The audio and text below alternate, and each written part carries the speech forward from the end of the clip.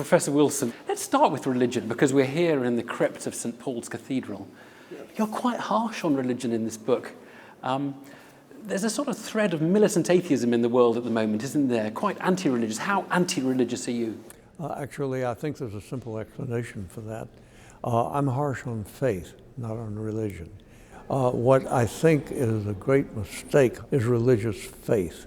And the faiths are actually basically the creation stories, creation myths, and the accounts of supernatural events. I reject a title for myself, atheism, with that kind of slippery, serpentine, hissing suffix ism at the end. It's a mistake to identify yourself with that tribe, particularly since no really good scientist would say categorically there is no such thing as God. I know you've had quite a big history with Richard Dawkins and a different view of the natural selection process. Where are we on that now, in your view? There is no dispute between me and Richard Dawkins, and never has been, because he's a journalist. And journalists are people who report what the scientists have found. And the arguments I've had have actually been with scientists doing research. And just to be beyond any shadow of doubt, that whole notion of the selfish gene, yes, you think that is now a rather antiquated vision of or version of natural selection?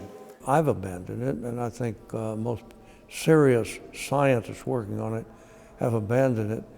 Some defenders may be out there, but they've been relatively, almost totally silent since our major papers come out. In a way, the core of this book, the meaning of human existence, it marks our arrival at a point, just such a significant point in the history of our species, in which, in a number of ways, we don't just become bit players in this big world, we become a species that is going to affect the world as much as it affects us.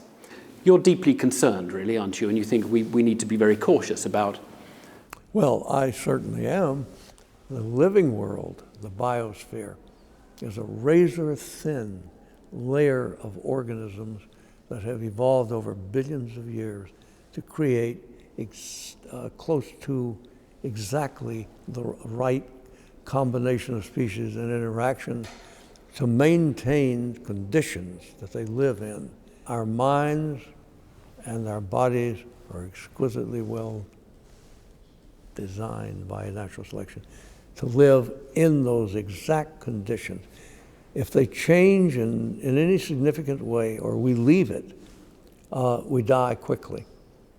And so we should keep in mind that when we destroy the living world by allowing species to go extinct, you're weakening the biosphere.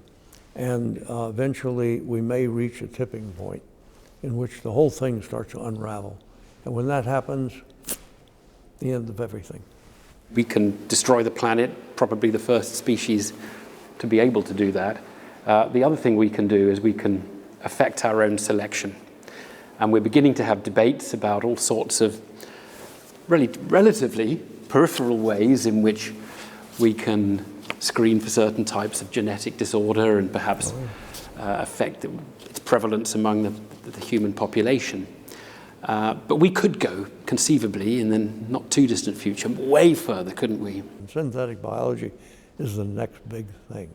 And that's the synthesis from chemicals off the shelf of cells, organs rather, and then organisms even. This is really big stuff, isn't it? This is really big moment in the history of human beings. Don't doubt for a minute it is going to go forward faster and faster. Synthetic biology, watch for it.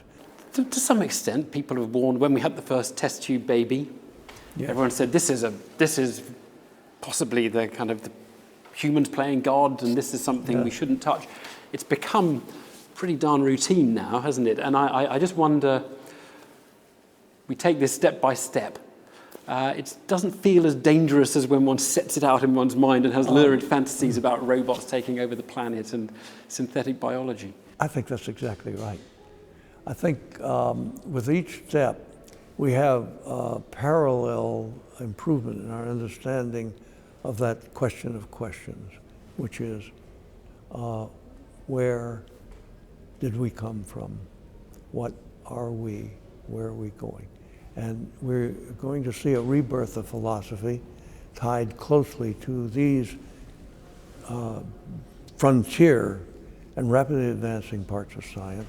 Philosophy, as it's taught and thought about, has come increasingly to move to making of moral judgment. But that's not rooted. It's not rooted because it hasn't included an understanding of the evolutionary processes, that understanding that tells us where do we come from and what are we. And science now, through those disciplines I just mentioned, and the efforts, is on the edge of measuring, of explaining those two great questions. And that will be the new philosophy. Professor Wilson, Edward Wilson, thanks very much. Thanks for the opportunity.